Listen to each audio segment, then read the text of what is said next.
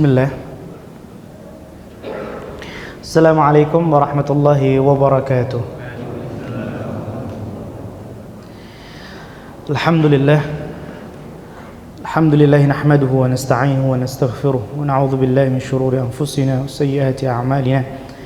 May yahdihillahu fala mudilla lahu wa may yudlil fala hadiya lahu. Asyhadu an la ilaha illallah wahdahu la syarika lahu wa asyhadu anna Muhammadan 'abduhu wa rasuluhu la nabiyya wa rasula ba'dah.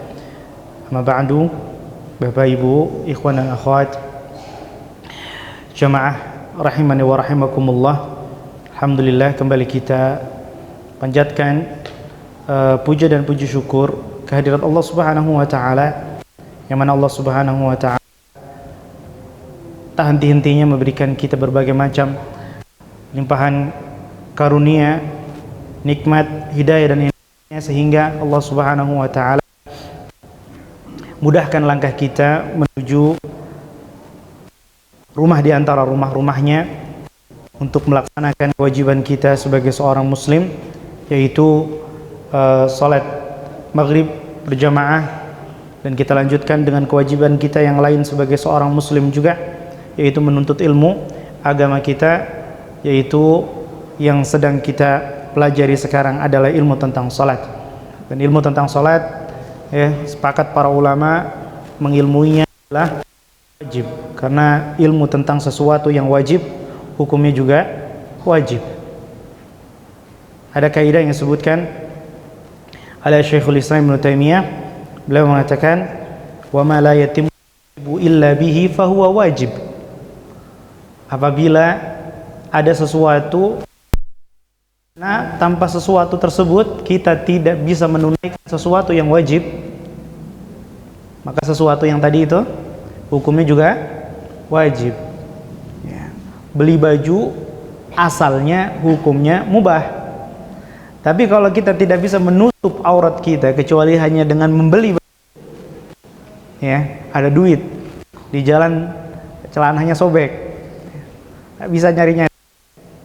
Tapi kita tidak bisa menutup aurat kita ini kecuali harus beli baju, maka pada saat itu beli baju hukumnya apa?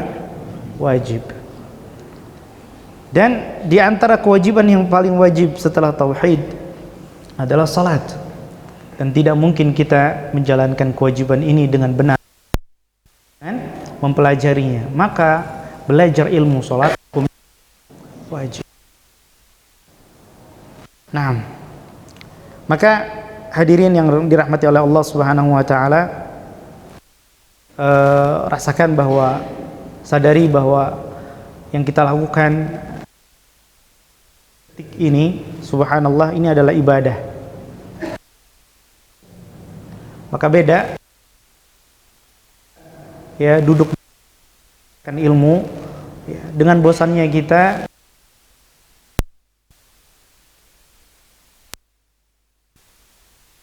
berbeda.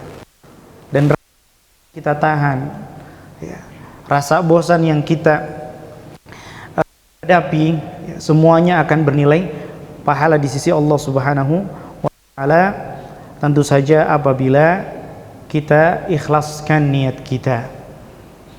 Al ilmu la ya'diluhu syai'un. Ilmu itu tidak ada bandingannya. Amal ibadah yang paling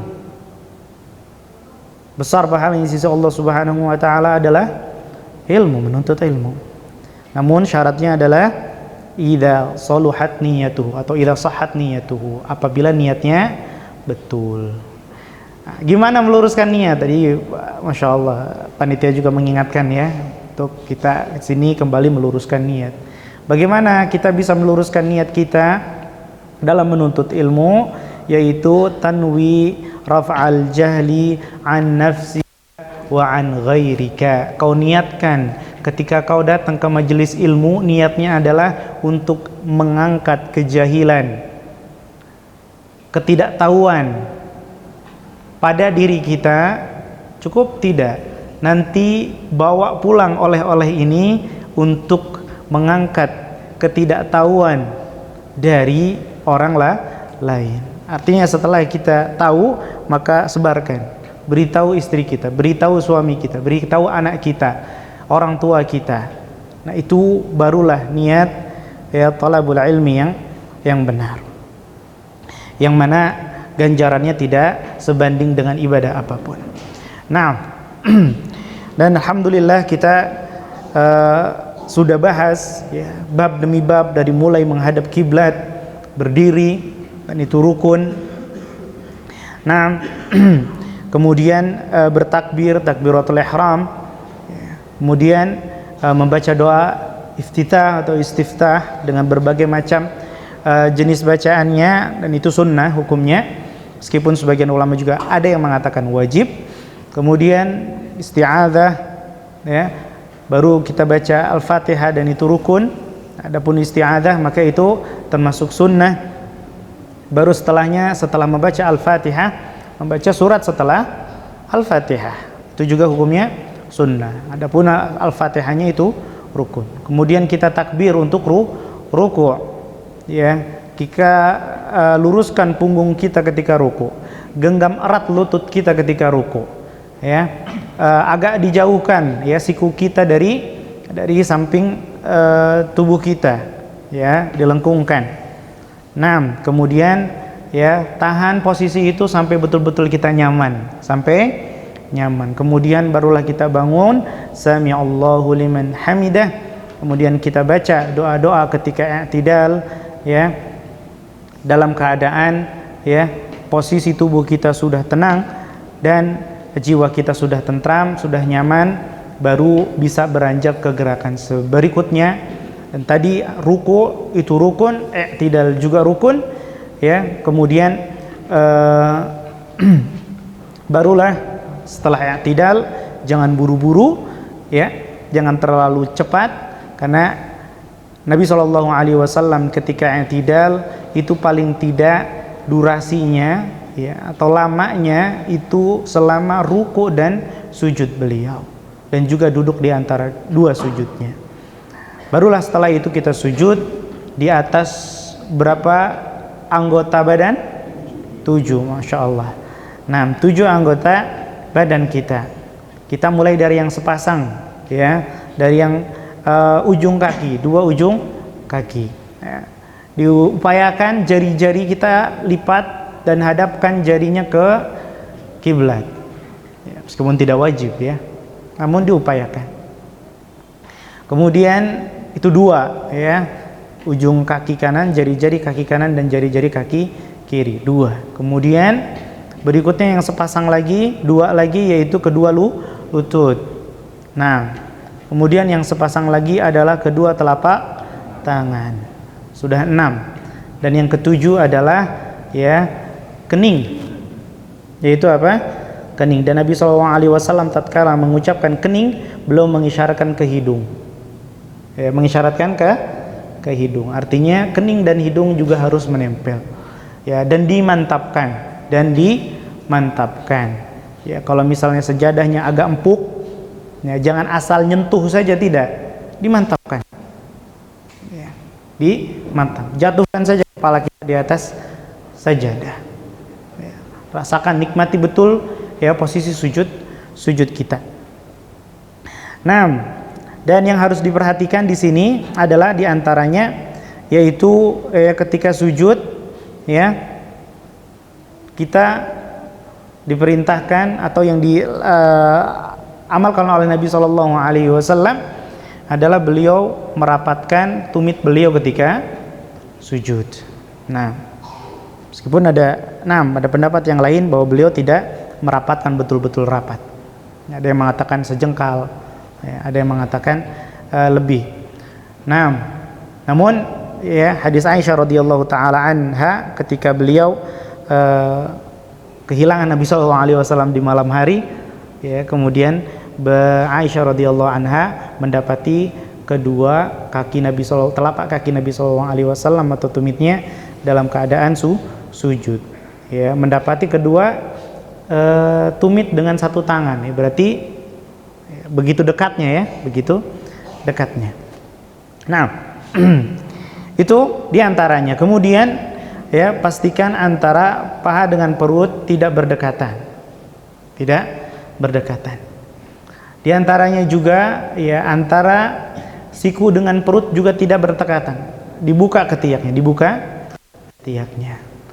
Dan di antara kesempurnaan sujud bahkan dilarang ya untuk meletakkan siku di atas tanah, maksudnya lantai. Dilarang meletakkan siku di atas tanah. Insyaallah kita akan baca hadisnya. Nah, pertemuan kemarin pada sebuah hadis, bahwasanya Nabi SAW diperintahkan, atau lafaz di riwayat yang lain, kami para sahabat diperintahkan untuk sujud di atas anggota atau 7 tulang. Maksudnya adalah 7 anggota tubuh di atas 7 titik tumpu. Yang pertama alal jabhah, di atas kening, wa asyara biyadihi alal anf, ya. Beliau mengisyaratkan kepada hidung juga, berarti kening dengan hidung dihitung 1. Wal yadain, ya, dan kedua tangan, umum. Ya, pada dasarnya kalau kita dapati dalil umum, ya sudah, pokoknya kedua tangan berarti begini boleh. Pada dasarnya ya. Sikunya nempel ke lantai boleh nggak? Boleh dengan lafaz ini. Ya, tapi kalau kita mengamalkan sebuah amalan atau sebuah hadis, kita harus kumpulkan dengan hadis-hadis yang serupa, sehingga antara satu hadis dengan hadis yang lainnya akan memperjelas apa yang dimaksud dengan al-yadain, 2 tangan. Di sini ternyata di riwayat yang lain adalah al-kaffain, ya, di lafaz yang lain kedua telapak tangan. Kalau ada 2 dalil atau 2 hadis, yang satu disebutkan secara umum, yang satu disebutkan secara khusus, mana yang lebih umum, tangan atau telapak tangan? Mana yang lebih umum? Mana yang lebih cakupannya lebih luas, lebih besar? Tangan atau telapak tangan? Tangan. Yang lebih khusus berarti telapak tangan. Kalau ada 2 lafaz seperti ini, 2 hadis seperti ini, kata para ulama, yang diamalkan adalah yang khusus, yang khusus. Artinya lafaz yang umum tadi harus dimaknai dengan hadis yang khusus. Yang dimaksud tangan adalah telapaknya saja, nggak seluruh tangan. Dan memang orang Arab kalau misalnya nyebut tangan, ya, secara umum, ya, seringnya yang dimaksud adalah hanya telapak tangan, ya, bagian pergelangan sampai ujung, Ini yang dimaksud dengan tangan secara umum oleh orang Arab. Wal kaffain, ya, kedua telapak tangan. War rukbatain, kedua lutut. Wa atrafil qadamain, dan ujung-ujung kaki. Wala naktifu athiyab, dan kami dilarang untuk, ya, menggulung athiyab wasy'ar, baju dan juga rambut. Mana sudah kita jelaskan bahwa larangan ini, ya, lebih condongnya adalah untuk laki-laki. Adapun untuk perempuan jika diperlukan diperbolehkan. Namun lebih afdol kalau memungkinkan tidak digulung, maka ya tidak digulung. Wa kana yaqul, ya, Nabi SAW juga bersabda, idza sajada al-'abdu sajada ma'ahu sab'atu arab. Apabila seorang hamba sujud, maka sujudlah bersama dia 7 anggota tubuh. Wajhuhu, wajahnya ikut sujud. Artinya apa? Artinya memang betul-betul si wajah ini dia sujud, menjadi kesatuan sendiri, yang nanti hari kiamat dia akan bersaksi, ya Allah,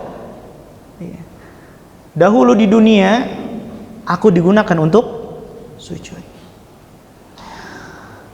Wa kaffahu, dan juga kedua telapak tangan, dia juga akan bersaksi pada hari kiamat, ya Allah, dulu di dunia aku digunakan untuk sujud. Wa rukbatah, dan kedua lututnya juga demikian ikut sujud. Wa qadamah, dan kedua kakinya. Qadam dalam bahasa Arab itu artinya kaki bagian bawah, telapak kaki, pergelangan kaki ke bawah, itu namanya qadam. Ya, mungkin kalau bahasa Inggris foot gitu ya, bagian footnya. Ya, kalau dari pangkal kaki sampai bawah disebut dengan rijl, leg gitu ya. Nah, wa qadamah, dan juga kakinya, maksudnya adalah bagian di bawah pergelangan kaki sampai ujung. Wa qala fi rajulin shalla wa ra'suhu ma'qusun bin wara'ihi. Nabi SAW pernah suatu ketika melihat ada seseorang laki-laki ya, rajulun, seorang laki-laki, shalla, salat ma'qusun,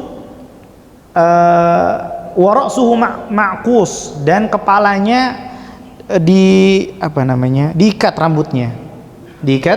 rambutnya min wara'ihi, ke belakang ya, gondrong ya, bisa dibayangkan ya, ada mas-mas gondrong, kemudian rambutnya dikumpul ke belakang, kemudian diikat ya, bisa ada cepol gitu kan ya, kalau mas-mas gondrong kan bisa gitu ya, di belakang ada cepol di sini. Ketika apa? Ketika salat. Nah, kemudian apa komentar Nabi SAW? Innama mathalu hadha mathalul ladzi yusalli wa huwa maktuf. Permisalan orang ini ya, itu seperti permisalan orang yang sholat dalam keadaan maktuf. Maktuf itu dari kata katif. Katif itu sini ya. Ini apa ini? Pundak ya. Ini bahu ya. Bahu pundak. Maktuf artinya tangannya terikat ke belakang lewat katifnya dia, seperti ini ya. Kalau ada orang sholat dengan tata cara seperti itu, kemudian dia sujud, pertanyaannya, berarti tangannya ikut sujud tidak? Tangannya ikut sujud? Tidak, tertahan ya kan ya. Padahal tadi Rasulullah SAW mengatakan kalau orang sujud itu wajahnya ikut sujud, tangannya ikut sujud, ya, lututnya ikut sujud, bahkan kakinya juga ikut sujud. Apa maksud perkataan Nabi SAW ini? Permisalan orang yang mengepang, atau maaf, laki-laki nggak dikepang ya. Nah, apa? Dicepol ya? Apa istilah yang lebih umum ya? Diikat ya? Sanggul? Nah, diikat lah ya. Nah, diikat. Orang yang mengikat kepalanya di di belakang itu laksana orang yang sedang mengikat tangannya ketika sujud. Artinya apa? Artinya rambut pun ikut sujud. Subhanallah. Rambut pun ikut sujud. Kalau kita tahan itu rambut nggak diikat ketika sholat, bisa ikut sujud tidak rambutnya? Tidak. Jadi biarkan bahkan bukan setiap anggota tubuh ya, setiap sel dalam tubuh kita kalau perlu yang bisa ikut sujud dengan kita sujud. Sujud. Subhanallah, ini luar biasanya rukun sholat yang satu ini, yaitu sujud. Bahkan waqala aidan Nabi SAW juga menyabdakan, ini Syekh menekankan lagi tentang betapa dilarangnya ya, kalau kita misalnya memanjangkan rambut kemudian ketika sholat nggak diikat gitu ya, jangan diikat. Maka kata Nabi SAW, dzalika kiflus syaitan, itu joknya setan. Joknya apa joknya setan? Tempat duduk. Subhanallah. Jadi kita bikin jok buat setan gitu loh. Kan kurang ajar ya. Joknya di sini. Ongkang-ongkang kaki mungkin kalau kita bisa lihat mungkin ya. Subhanallah. Dzalika kiflush syaitan. Jelaskan oleh para ulama, kifl di sini yang dimaksud adalah tempat yakni maq'adus syaitan, tempat duduknya syaitan. Jangan bikin jok buat setan ketika kita sedang sholat. Sudah mana kita tidak ikut sujud rambut kita, ditambah lagi kita ya ngasih fasilitas istimewa buat setan di sholat kita. Nah, taib.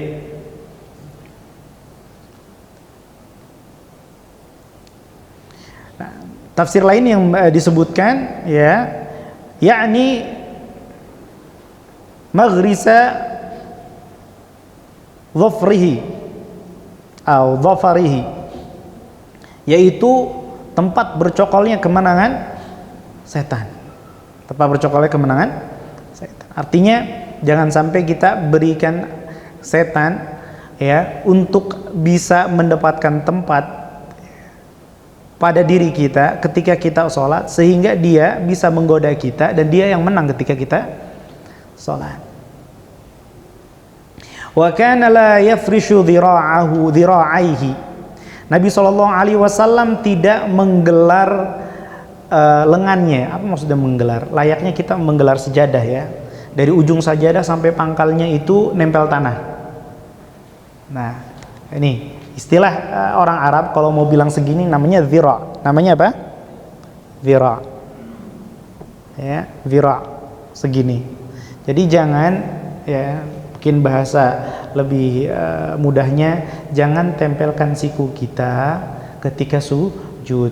Jangan tempelkan siku kita di tanah ketika sujud. Itu yang disebut dengan wa kana la yafrishu dhira'aihi. Beliau tidak ya membentang atau menggelar ya lengan beliau di atas tanah. Maksudnya tidak menempelkan sikunya di atas tanah atau lantai ketika sujud. Ini dilarang. Bahkan Syekh di sini menjelaskan lebih lanjut, bal kana yarfa'uhuma 'anil ard. Bahkan beliau mengangkat dhira'nya. Jadi yang nempel kaf itu dari pergelangan sampai ujung jari namanya kaf. Sedangkan pergelangan tangan sampai siku disebut dhira'. Dhira'nya diangkat. Dhira'nya diangkat. Ngangkat dhira' sama mengangkat siku, otomatis dhira'nya juga keangkat. Kalau kita angkat siku kita, maka dhira' kita keangkat. Dhira' lengan ya. Nah. Wa yuba'iduhuma an jambaihi. Bahkan Nabi SAW tidak mencukupkan dengan ya mengangkat dari tanah. Nabi SAW yuba'id, menjauhkan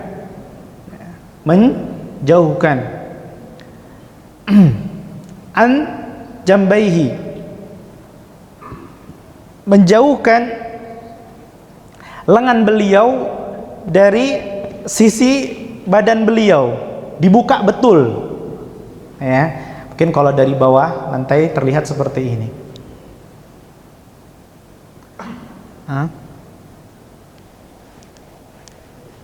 Dibuka betul 90 derajat lah ya, kalau bahasa matematikanya. Nah, bahkan para sahabat menggambarkan seberapa terbukanya tangan beliau ketika sujud.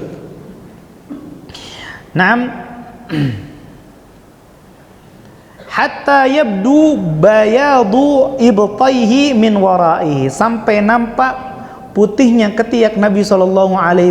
Masya Allah, indahnya Nabi kita ya, ketika beliau buka itu lengan beliau, terlihat ketiak beliau begitu putihnya.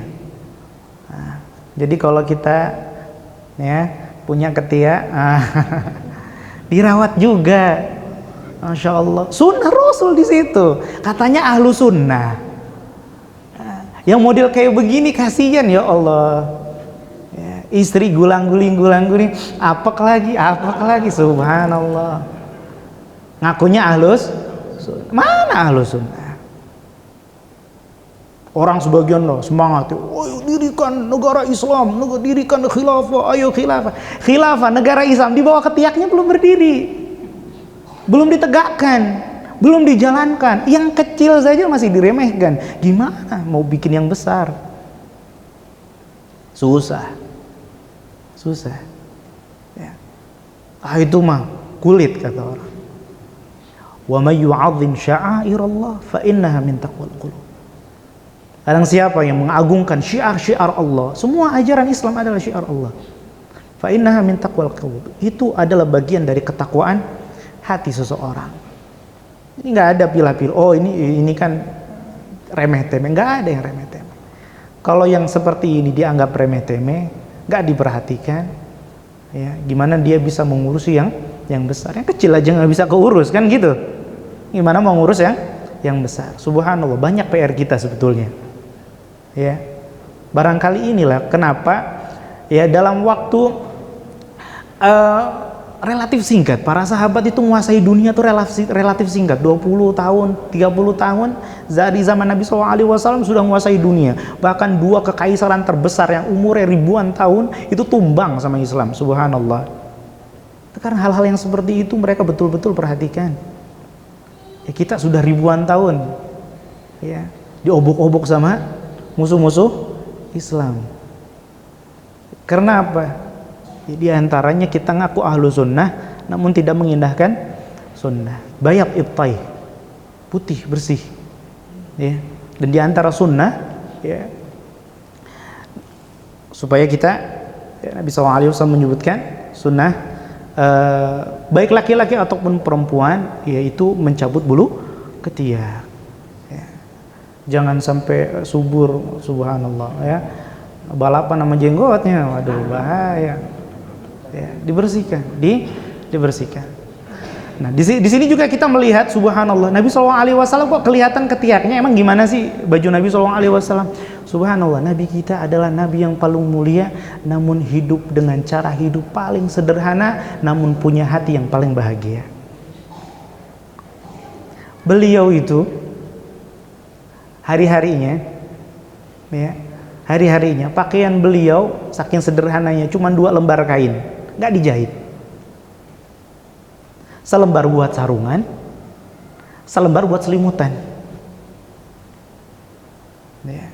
Mungkin kalau kita biasa melihat orang ihram, ya, baik umrah ataupun haji, ya itulah pakaian Nabi sehari-hari. Ya. Kita mungkin kalau lagi umrah, lagi udah ihram gitu ya, kayaknya nggak betah, tapi buru-buru tahalul, gimana caranya biar pakai pakaian yang lebih lengkap kan gitu.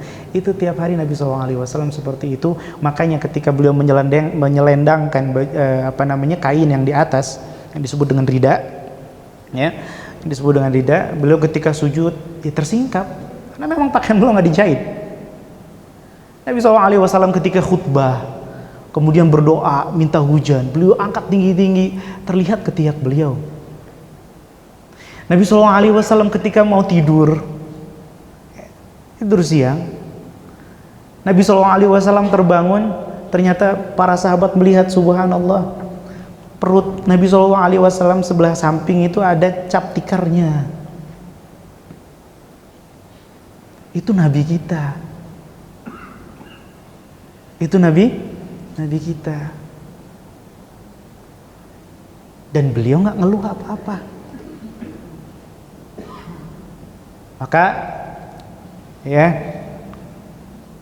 sudah sungguh pantas ya, kalau seandainya kita ya, korbankan apa yang bisa kita untuk agama Nabi Muhammad SAW.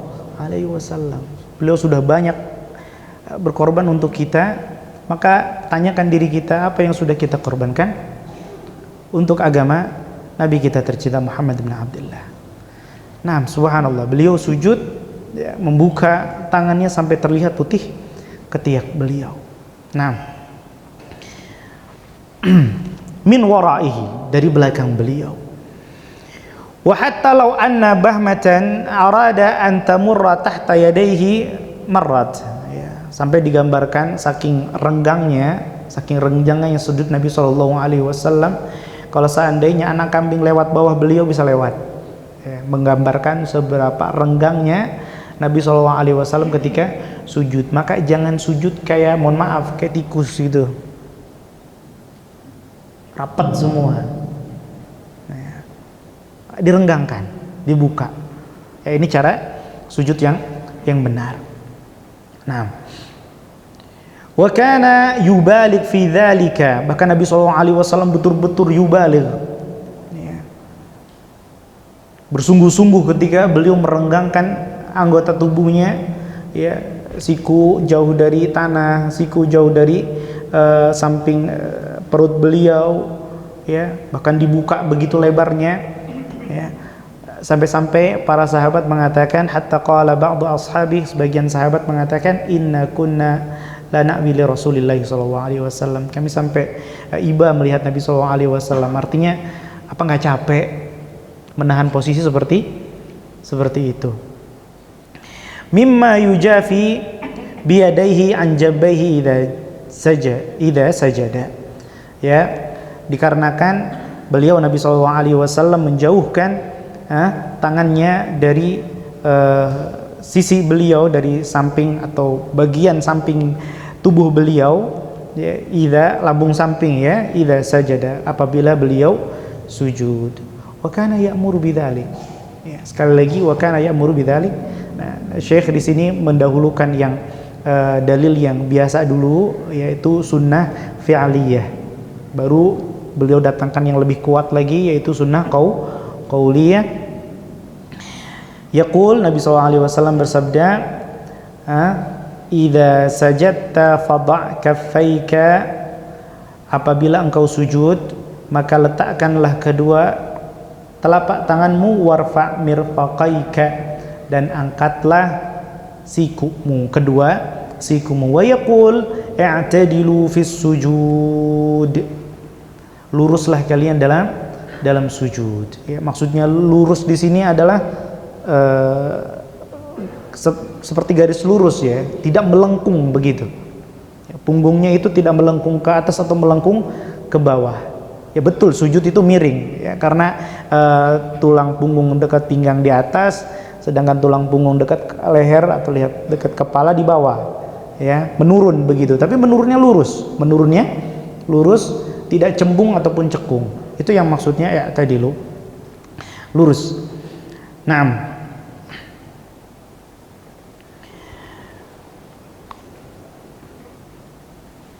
Wala yabsut ahadukum dhira'aihi inbisata al-kalb, dan jangan hamparkan kedua lengan, atau janganlah salah seorang di antara kalian, ya, menghamparkan kedua lengannya sebagaimana anjing melakukannya. Ya, kita lihat, ya, anjing atau kucing sebenarnya sama, ya. Itu kalau lagi tiduran gitu, ya, atau lagi duduk lah, ya, itu tangannya seperti itu. Atau mungkin untuk yang belum ada gambaran, ya, kayak patung sphinx gitu, nah, kan tangannya gitu, ya, siku sampai telapak tangannya semua nempel tanah. Itu yang tidak diperbolehkan, diangkat. Ya, oleh karenanya kalau kita lihat anak kita sholat seperti itu, ya, diangkat. Ya, kalau kita ke anak bisa ketika sholat kita angkat, kan gitu, ya. Tapi ya kalau kita ke jamaah yang lain jangan dulu, ya, ya, karena menjalankan sunnah, ya, juga harus sesuai sunnah. Nah, wa fi lafdhin akhar, di lafaz hadis yang lain, wala yaftarishu ahadukum, atau wala yaftarish ahadukum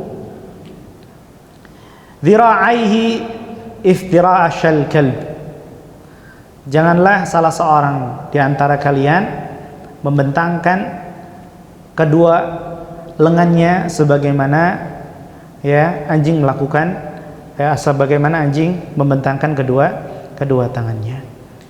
Wa kana yaqul, dan Nabi SAW juga bersabda, la tabsut dhira'aika, jangan, ya, hamparkan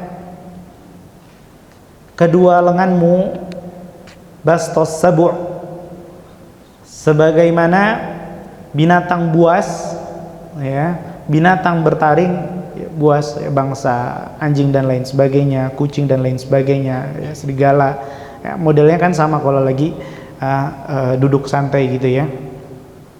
Nah, bastas sabu' wadda'im ala rahataika, dan ya bertumpulah di atas kedua telapak tanganmu. Wa tajafi an bid'aika, dan jauhkanlah dari kedua sisimu. Fa innaka idza fa'alta dzalik, kalau kau sudah lakukan itu, artinya ketika sujud, sajada kullu udwin minka ma'aka, maka seluruh anggota tubuh milikmu itu sudah ikut sujud bersamamu. Jadi goalnya adalah ya, ketika kita sujud seluruh anggota tubuh sujud juga. Caranya bagaimana? Caranya ya, diangkat sikunya, jangan sampai nempel tanah ya, diangkat betul ya, jauhkan dari sisi tubuh kita, dibuka dan bertumpu pada kedua telapak tangan. Nah, itu diantara kesempurnaan sujud. Taib, alhamdulillah, itu diantara sifat atau tata cara sujud yang diriwayatkan dari Nabi kita Muhammad sallallahu alaihi wasallam. Ya, mudah-mudahan Allah beri kita taufik untuk mengamalkannya sepersis mungkin dengan apa yang sudah diamalkan oleh Nabi kita tercinta. Berikutnya wujub at-tuma'ninah fi sujud, wajibnya tuma'ninah ya, tenang dalam sujud. Wa kana sallallahu alaihi wasallam ya'muru bi itmamir ruku'i was sujud. Nabi sallallahu alaihi wasallam memerintahkan untuk menyempurnakan ruku' dan sujud. Wa yadribu liman la yaf'alu dzalika mithlal ja'i'. Dan Nabi sallallahu alaihi wasallam memberikan permisalan, perumpamaan bagi orang yang tidak menyempurnakan sujud dan ruku'nya, seperti orang lapar, ya'kulut tamrata wa tamratain, makan 1 biji kurma dan 2 biji kurma, la tughniyani anhu syai'a, tidak membuat dia merasa kenyang sedikit pun. Artinya apa? Kita jangan sampai merasa bahwa sholat ini Allah yang butuh kita. Jangan sampai kita merasa sholat itu kewajiban, menjadi beban buat kita. Tidak, Allah Maha Kaya. Allah Maha Kaya. Sekaya apa Allah? Sekaya kalau seandainya seluruh umat jin dan manusia, dari yang pertama sampai terakhir, semuanya pada level ya makhluk paling tertakwa. Siapa? Nabi Muhammad SAW. Anggap semua kita Nabi Muhammad. Yang jin, yang manusia paling bertakwa. Gak ada yang di bawah itu. Maka itu tidak akan menambah kekuasaan Allah Subhanahu wa ta'ala. Allah gak butuh sujud kita, Allah gak butuh sholat kita, Allah gak butuh puasa, sedekah kita, enggak. Ibadah kita semuanya gak ada yang Allah butuhkan. Terus gimana kita ibadah? Kita yang butuh ibadah. Sholat itu kebutuhan, bukan kewajiban sebagai beban, bukan. Sholat itu kebutuhan. Kalau kita jauh dari Allah Subhanahu wa ta'ala, gak dicas hati kita ini sehari 5 kali ya, gak fungsi kita. Kalau cari makan, mohon maaf ya, kera juga cari makan, tapi kera sholat tidak. Nah, itu apa bedanya kita kalau nggak sholat? Maka perhatikan betul sholat kita, rasakan betul, sadari betul bahwa sholat itu memang kebutuhan kita ya. Dan sadarkan juga untuk keluarga kita, anak-anak kita, sholat itu kita yang butuh. Sekarang kita nggak ngerasa butuh ya. Akan nampak sekali rasa butuh, betapa butuhnya kita sholat ya, selain untuk ruhani kita di dunia ini sekarang ya, nanti ketika kita sudah melihat ya, ditampakkan mana neraka mana surga, baru itu ya, nyeselnya luar biasa. Kenapa nggak dari dulu sholat? Kenapa nggak dari dulu belajar sholat? Kenapa nggak dari dulu khusyuk dalam sholat? Nah, maka orang yang Semua kita itu sebenarnya adalah dalam keadaan ja'i itu tadi, lapar. Maka orang kalau lapar, lah sholatnya kayak gitu, terpenuhi tidak kebutuhannya? Gak terpenuhi. Gak terpenuhi. Sesaat saja, seakan-akan dia sudah makan 1 butir kurma, 2 butir kurma. Selepas sholat gimana? Mana yang katanya sholat inna sholata tanha anil fahsya'i wal munkar. Sholat bisa mencegah perbuatan keji dan kemungkaran yang buruk. Nggak bakal bisa kalau kita ya sholatnya nggak diperhatikan. Wa kana yaqul innahu min aswa'in nasi sariqatan. Nabi SAW menyabdakan, pencuri paling jahat, ya. Pencuri paling kurang ajar, pencuri terburuk ya, adalah pencuri dalam sholat. Kalau maling sendal ketahuan ya, gebukin, obat dia, selesai, dah tuh, ngulangin lagi ya. Rame-rame orang semangat negor dia. Tapi kalau orang gak sempurna sholatnya, siapa mau negur? Dibiarkan aja, asik aja dia nyuri terus. Bayangkan ya kalau ada maling sendal terang-terangan, tapi gak ada yang larang dia, asik sekali itu. Maka orang yang mencuri dalam sholatnya, tidak menyempurnakan sholatnya, jauh lebih buruk daripada maling sendal. Namun ya, berita sedihnya adalah jangan-jangan kita itu malingnya. Nah, hati-hati juga kita ya, jangan-jangan kita malingnya. Nah, lihat, wa kana yahkumu bi butlani salati man la yuqimu sulbahu fi ruku'. Maka Nabi SAW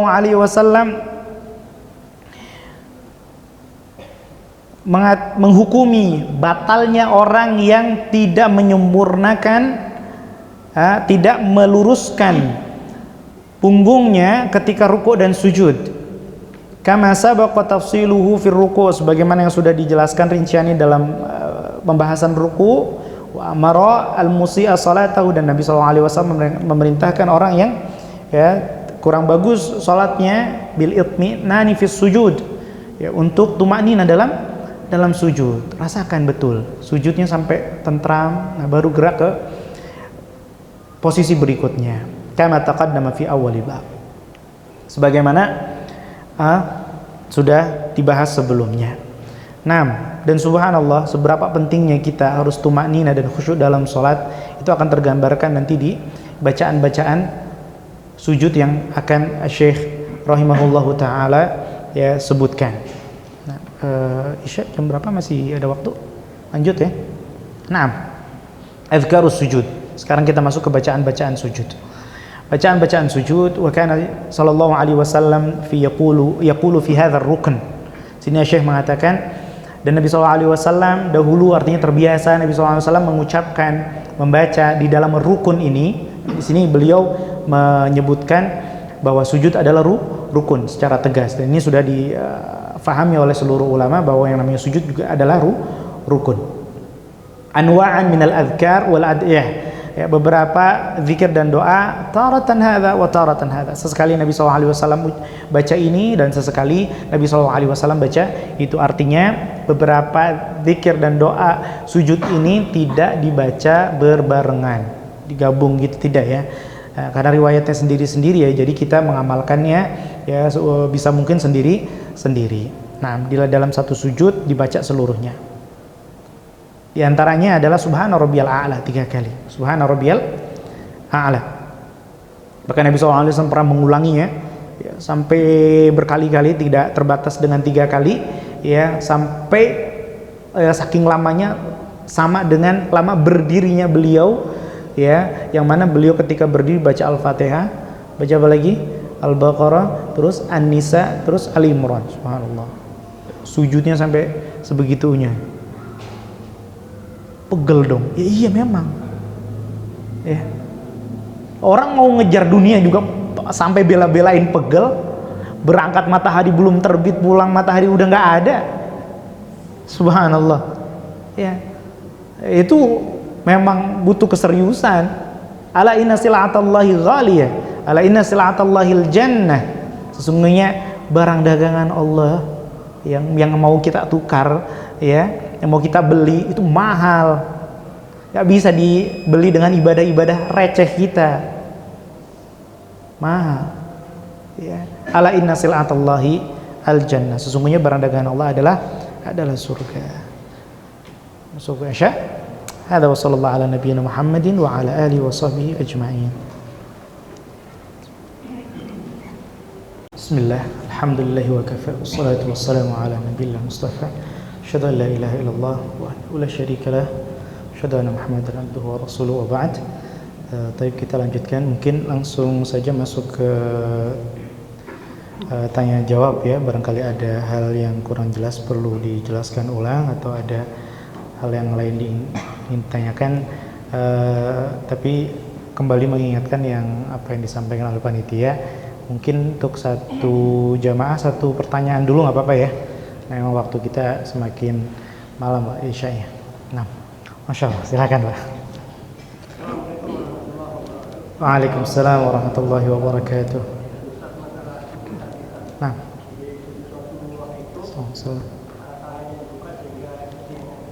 betul. Bagaimana ketika kita sholat berjamaah, apa tidak mengganggu jemaah yang lain? Masya Allah, Masya Allah. Pertanyaan yang sangat bagus dari. Jadi kalau tadi ternyata Nabi SAW sujud begitu ya, lebarnya, ya, sampai ketiak beliau terlihat, ya.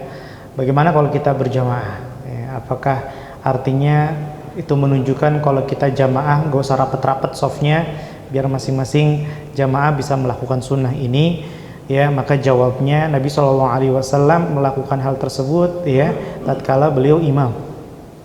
Ya, tatkala beliau imam. Karena subhanallah Nabi SAW seumur hidup, nah, itu ketika sholat, kalau nggak sholat sendiri ya imam. Pernah nggak Nabi SAW jadi makmum? Ketika sakit pun, ya, Abu Bakar ketika itu jadi imam, Nabi SAW masuk, ya, akhirnya Abu Bakar yang jadi ngikuti Nabi Muhammad SAW. Cuman sekali Nabi SAW menjadi makmum, yaitu tatkala Nabi SAW ada urusan, kemudian beliau telat, dan yang menjadi imam adalah Abdurrahman bin Auf. Nah, Abdurrahman bin Auf atau Ubay bin Ka'ab, kalau nggak salah Abdurrahman bin Auf. Nah, itu satu-satunya sahabat yang mengimami Rasulullah SAW. Nah, kita tahu bahwa sunnahnya dalam sholat berjamaah adalah kita meluruskan dan merapatkan shaf. Otomatis, ya, tadi ketika Nabi SAW melebarkan, ya, ini adalah tatkala beliau sholat sebagai imam dan salat sendiri ketika di sampingnya tidak ada jamaah yang lain. Adapun ketika ada jamaah yang lain, maka ini tidak diharuskan, tidak wajib. Ya, namun itu sifat yang sempurna. Sama seperti nanti ketika duduk ya akhir sebelum salam kan kita tawarruk ya, tawarruk, menjulurkan telapak kaki kiri kita dari bawah kan gitu ya. Nah, dalam beberapa keadaan saking banyaknya jamaah, kalau kita nggak bisa tawaruk, nggak usah maksain, pokoknya aneh yang tawaruk, ya kan. Kalau ibadah nggak boleh ngalah, nggak gitu juga, ya. Kalau memang susah ya sudah iftirosh, hatta tasyahud akhir. Nah, jadi dalam beberapa keadaan tertentu, ya tidak mengapa. Apakah kita kehilangan pahala tersebut? Tidak. Ya, selama kita sudah mengilmuinya dan kita meniatkan untuk mengamalkan ilmu tersebut, namun kondisi tidak memungkinkan karena jamaah tadi ya, nggak mungkin kita sikut sana sikut sini, ya, maka insyaallah tetap ya ini fadilahnya orang yang berilmu dengan orang yang ya tidak berilmu. Kalau sebelum kita belajar ini nggak dapat pahalanya kita, tapi setelah kita dapat belajar atau ilmunya ya kita niatkan, kita usahakan ya, padahal kita sama-sama kalau jamaah juga nggak lebar-lebar juga kan ya, baik setelah tahu ataupun sebelum tahu. Namun bedanya sebelum tahu nggak dapat pahala, setelah tahu jadi dapat pahala. Itulah ya keutamaan ilmu. Nah, jazakallah ya. Mudah-mudahan terjawab Pak. Alhamdulillah. Nah, silakan.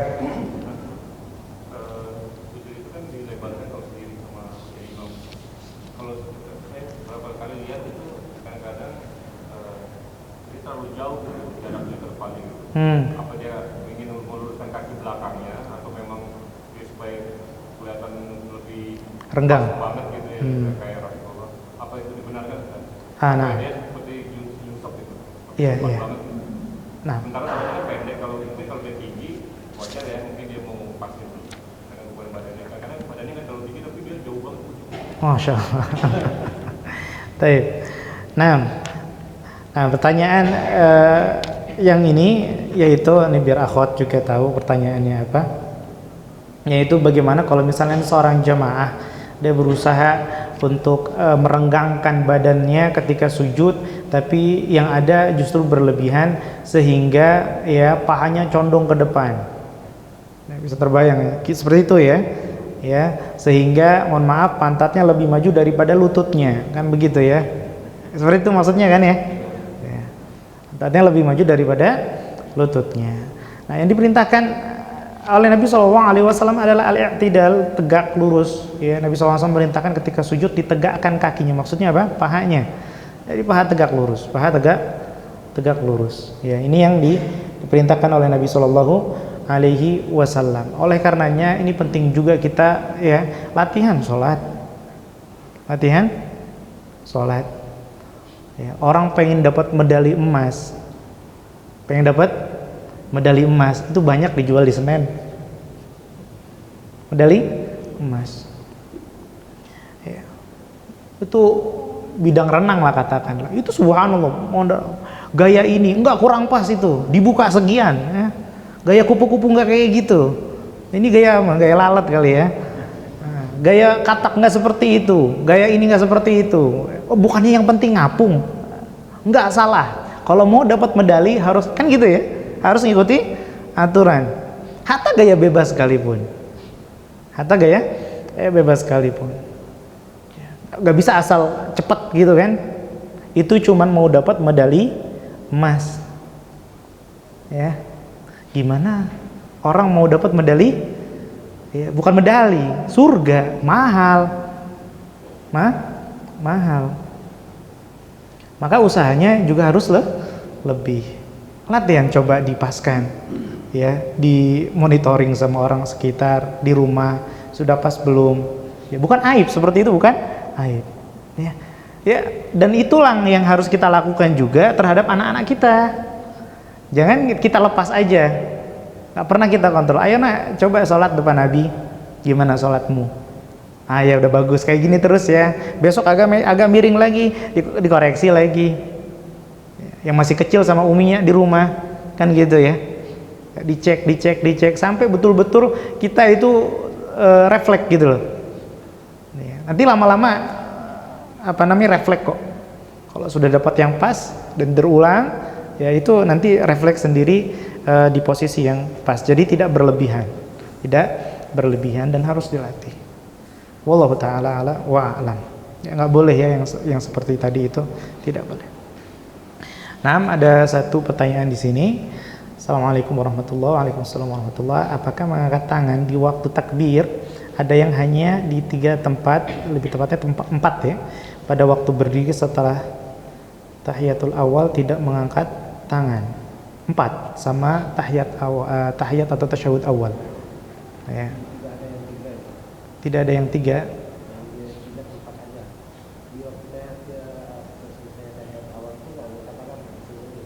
Angkat tangan.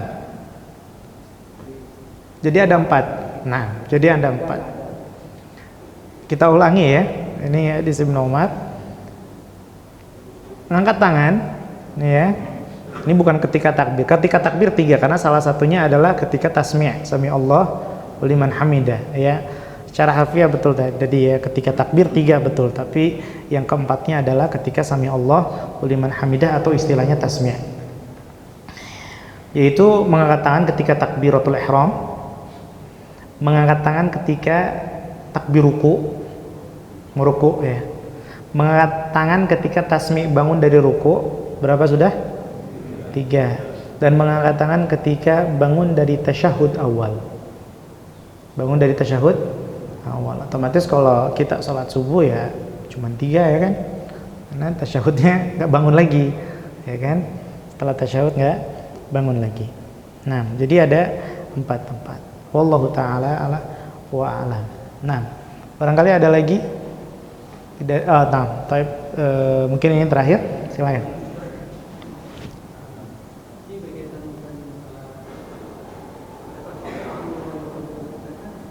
Nah,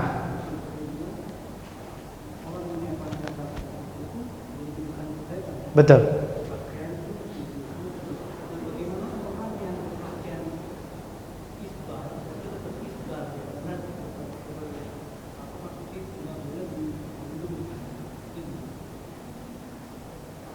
Bagaimana dengan orang yang pakaiannya isbal? Nah, ya, nggak digulung. Ya, berdalil, kok misalnya ada orang isbal terus ditegur, kok nggak digulung? Kan nggak boleh digulung. Jadi akhirnya dia tetap isbal dalam sholat, gitu ya. Oke, ini kaitannya dengan hukum lain yaitu masalah isbal dalam sholat. Nah, ulama memang betul masalah isbal. Ya, kita buka kitab-kitab fikih para ulama, ini pembahasan fikih. Masalah isbal ya, itu khilafnya bukan bahkan lebih dalam dari sekedar fikih, masuk ke usul fikih lagi antara umum dan khusus tadi ya, masalah umum dan khusus ya. Isbal secara umum jumhur ulama, mayoritas ulama mengatakan makruh. Namun yang rajih, yang kuat ya, adalah pendapatan bahwa yang namanya isbal ataupun memanjangkan pakaian di bawah mata kaki haram, dilarang. Ya. Artinya, kalaupun itu makruh, berarti tidak isbal, hukumnya apa? Sunnah. Minimal itu sunnah Rasul, gitu loh. Minimal itu sunnah Rasul. Ya Allah, apa susahnya sih gak isbal? Ya, ke tukang jahit sekali, potong pahalanya setiap hari, gitu kan? Paling bayar berapa sih? 20.000, 30.000? 10.000, Masya Allah. Masya Allah, 10.000 bahkan ya. Ya sekarang 10.000. Subhanallah, semurah itu pahala Allah berikan.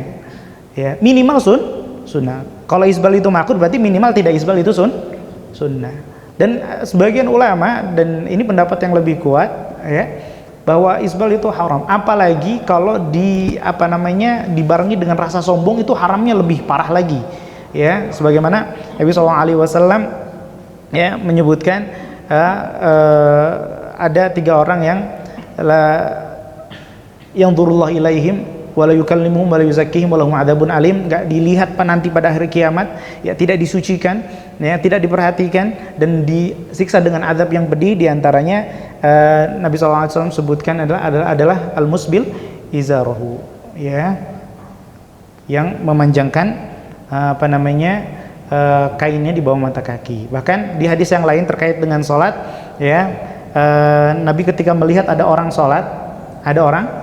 sholat kemudian kainnya di bawah mata kaki, bahkan Nabi SAW tegur ya, innallaha la yaqbalu ya salat musbil, atau kama qala Nabi SAW, sesungguhnya Allah Subhanahu wa taala tidak menerima salatnya orang yang memanjangkan kainnya di bawah mata kaki ya, di bawah mata kaki. Ini dilarang, bahkan tidak diterima tadi salatnya ya, tidak diterima.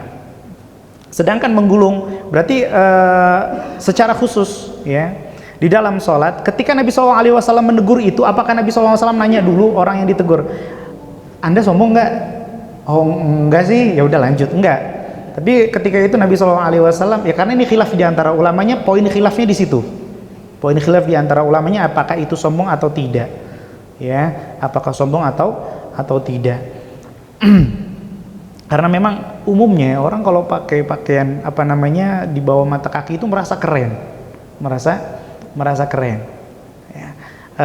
Dan itu benih-benih kesombongan bisa dimanfaatkan oleh syaitan untuk ditumbuhkan. Ditambah lagi kalau memang lah yang rajih adalah yaitu isbal adalah haram, maka menolak hukum ini ya, adalah kesombongan itu sendiri. Menolak kebenaran adalah kesombongan itu sendiri.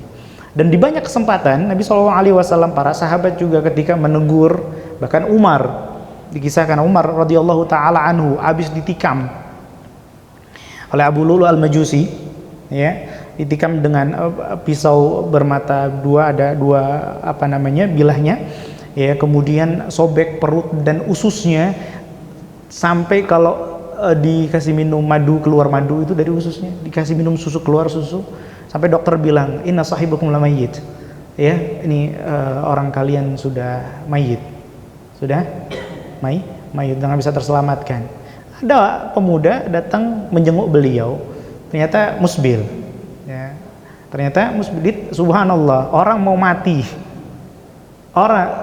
Umar mau meninggal, sempat-sempatnya negur orang ini, irfa izarak, ya, angkat sarungmu, irfa izarak, ya. Kemudian kata beliau fa innahu anqa li thawbik, karena itu lebih bersih. Subhanallah. Kalau isbal kan panjang banget, itu sampai ngepel halaman itu, subhanallah, najis apa segala macam ngumpul di celananya, dibawa sholat, ya, bisa jadi, ya, salah satu sebabnya itu kenapa nggak sah, karena lebih susah dijaga dari najis, ya, bisa jadi. Tapi tidak disebutkan alasan itu, maka ada najis atau nggak ada najis tetap terlarang ya dalam sholatnya. Nah, fa innahu anqali thawbik, lebih bersih untuk bajumu, wa atqali rabbik, dan lebih bernilai takwa untuk Rabbmu. Jadi jangan sampai kalau kita ngelihat ada orang ini kok ngatung ya, apalagi jenggot panjang, ini kayak teroris ya. Enggak, orang salah ini, ya. Ngira ini sunnah Rasul, ya, ini sunnah Rasul. Kalau kita ngira seperti itu adalah lambang teroris, ya, masa kita kalah sama teroris gitu loh maksudnya. Ya, teroris aja yang modelan kayak begini beragamanya, dia semangat ngejar sunnah Rasul, masa kita yang bukan teroris kalah? Harusnya kan gitu ya. Kita harus lebih semangat. Ya, kita harus lebih semangat. Nah, itu perlu dijelaskan dulu. Kembali ke masalah yang tentang isbal dalam sholat tadi, ya tadi ya sudah dijelaskan, hadisnya jelas bahwa orang yang isbal dalam sholatnya tidak diterima. Nah, tidak diterima, maka dosa kan begitu ya, dosa. Sedangkan menggulung pakaian hukumnya makruh. Kalau harus, karena gini, orang yang belajar ilmu itu bukan hanya untuk membedakan mana yang baik, mana yang buruk. Orang berilmu itu bukan orang yang tahu mana yang baik, mana yang buruk. Tapi orang yang berilmu adalah bahwa dia tahu bahwa kebaikan ada dua. Ada yang baik, ada yang lebih baik. Mana yang diambil?